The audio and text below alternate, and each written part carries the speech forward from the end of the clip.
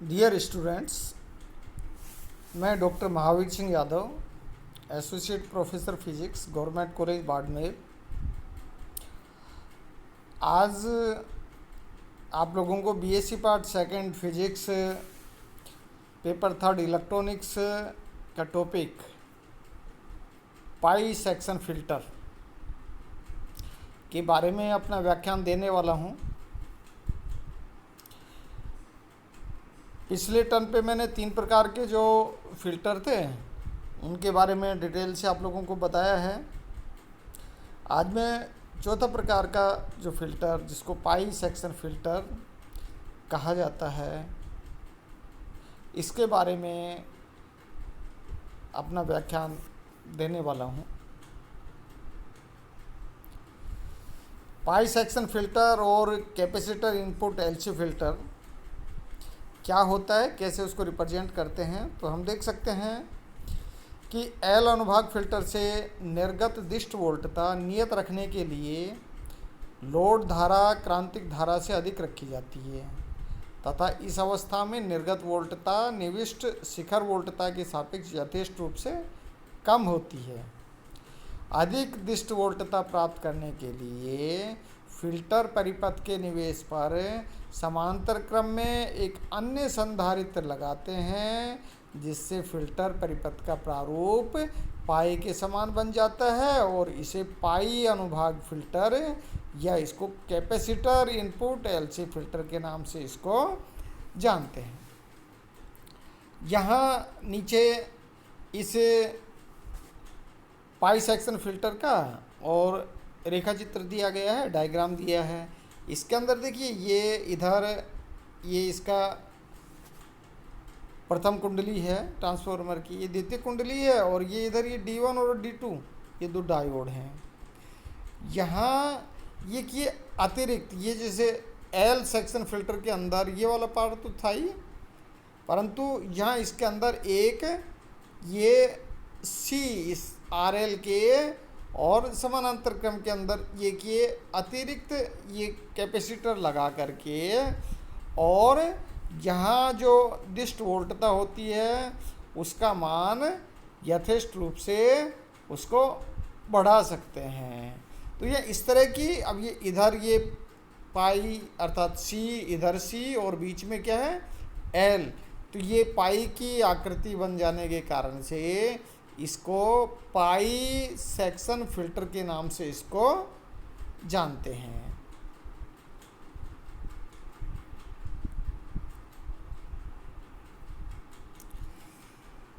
Next अब देखिए, इस फिल्टर को 2 भागों से मिलकर बना मान सकते हैं।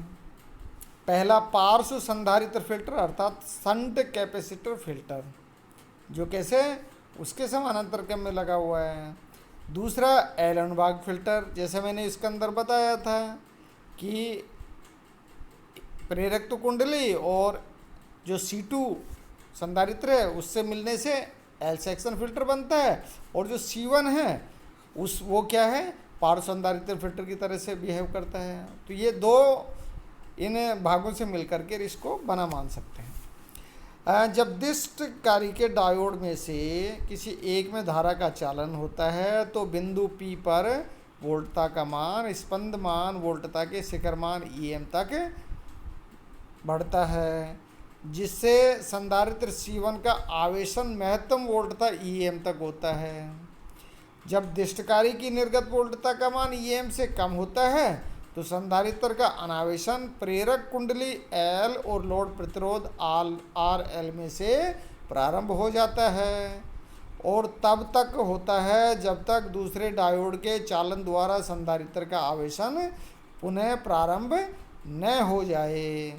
संधारित्र के द्वारा उत्पन्न अनावेशन धारा की गणना करना अत्यंत कठिन है, परंतु इसका मान सन्निकटतः ज्ञात कर सकते हैं यदि संधारित्र के अनावेशन से उत्पन्न ऊर्मिका का तरंग रूप त्रिकोणीय आकृति का मान जैसा कि चित्र में दर्शाया गया है लिया जावे।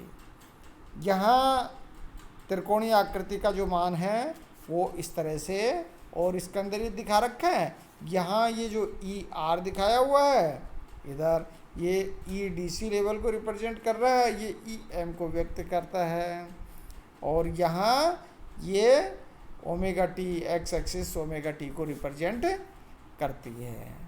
तो इस प्रकार से यदि इस तरह का त्रिकोणीय यदि ये लिया जाता है तो ऐसी स्थिति के अंदर कैलकुलेशन किया जा सकता है। अब कैलकुलेशन के लिए क्या करते हैं, अब इसके अंदर भी फोरिये प्रमेय के अनुसार संधारित्र C1 से उत्पन्न ऊर्मिका वोल्टता ER को फोरिये प्रसार से निम्न रूप से लिख सकते हैं, जैसा इसके अंदर लिखा गया है इस इक्वेशन 16 के द्वारा, अर्थात ER equal to ER upon pi sine 2 omega t minus ER upon 2 pi sine 4 omega t. यहाँ ओमेगा निविष्ट प्रत्यावर्ती वोल्टता की कोणीय आवृत्ति है।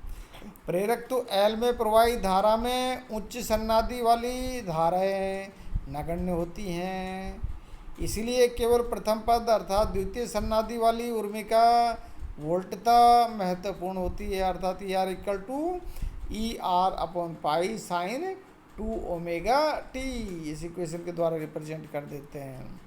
संधारित्र C1 की प्रतिबाधा ये x equal to 1 upon omega C2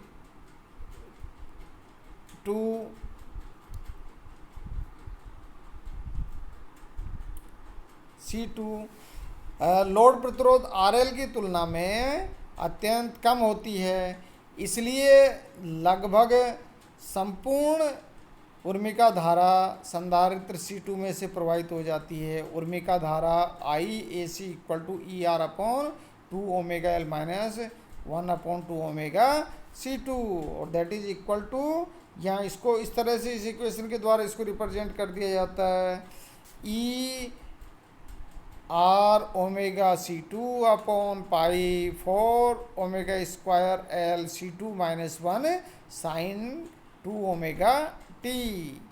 इसलिए ऊर्मिका धारा का जो वर्ग माध्य मूल मान है वो इस तरह से हमें इस इक्वेशन के द्वारा I dash RMS equal to 2ER omega C2 upon 4 pi into 4 omega square L C2 minus 1 under root 1 upon t integration from 0 to t sine square 2 omega t, यहाँ इस इक्वेशन के द्वारा और इसको हम वो कर सकते हैं।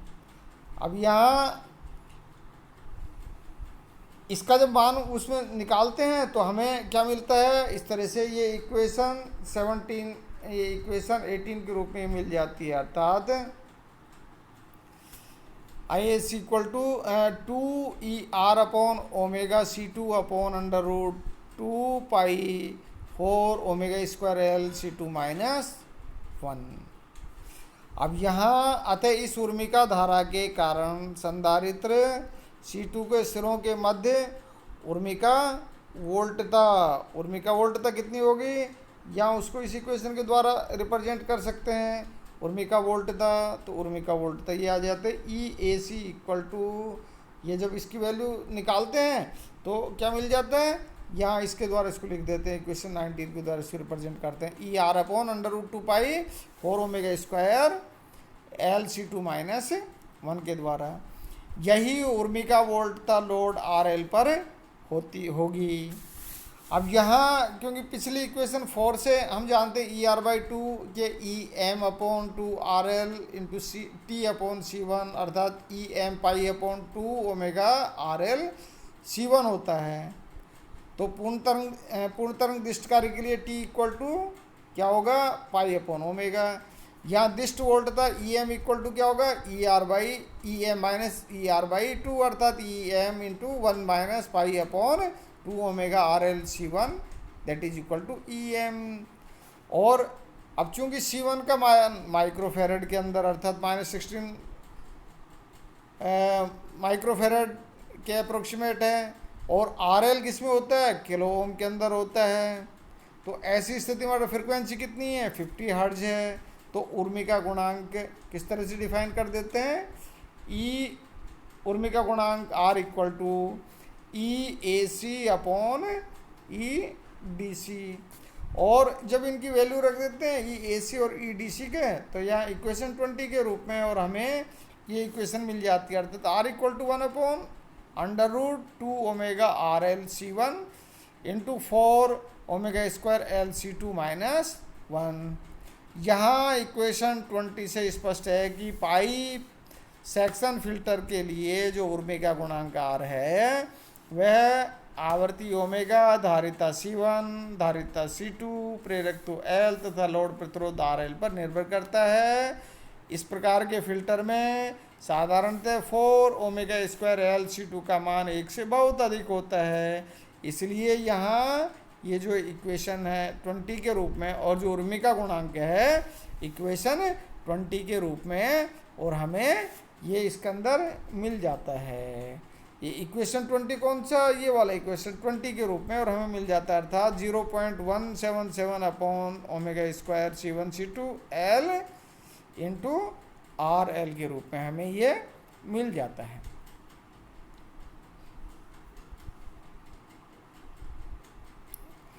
आज के लिए इतना ही। बहुत बहुत धन्यवाद।